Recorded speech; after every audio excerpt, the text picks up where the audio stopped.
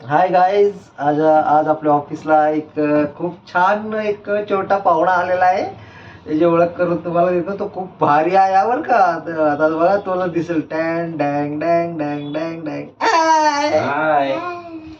हाय अश्विक, कसा आहे तू? अच्छा ठीक आहेस तू. तू कुठे जातो शाळेला? BT memorial.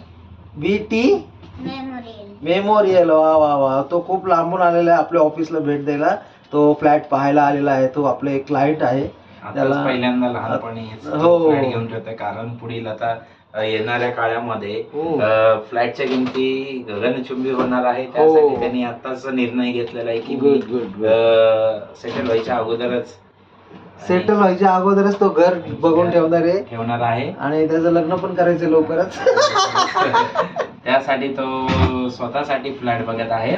तर तो त्यासाठी यांना भेटण्याकरिता आलेला आहे. हो, कारण हे पुण्यातले मोस्ट चांगले प्रॉपर्टी ब्रोकर आहेत. Yes yes. त्यामुळं त्यांचं सजेशन घेण्यासाठी आलेलं आहे आणि त्यांच्या थ्रूच त्यांना फ्लॅट घ्यायचा आहे.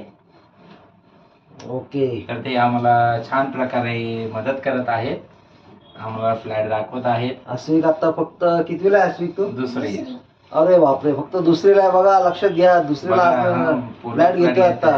हो, आता फ्लॅट घेतोय. त्याच्याकडे 50 लाख रुपये कॅश आहे. हा, त्याच्या एफडी आहे, त्याच्या FD याच्यात भेटलेले आहेत त्याला. हा, तर त्यांनी आताच गिफ्ट मध्ये म्हटलं, आता जर मला काय घ्यायचं, तर लोक बाकीचे छोट्या ह्या वयातली पोरं म्हणतात मला कार घ्यायची, मला हे घ्यायचंय, मला ते घ्यायचंय, खायचं प्यायचं घेतात. पण यांनी चांगला निर्णय घेतलेला आहे की येत्या काळामध्ये फ्लॅटच्या किमती भरपूर वाढणार आहे. त्यासाठी त्यांनी निर्णय घेतला की आपण आता सध्या फ्लॅट घेऊन ठेवावं, म्हणजे येणाऱ्या काळामध्ये मी माझं एकदम व्यवस्थित राहू शकतो.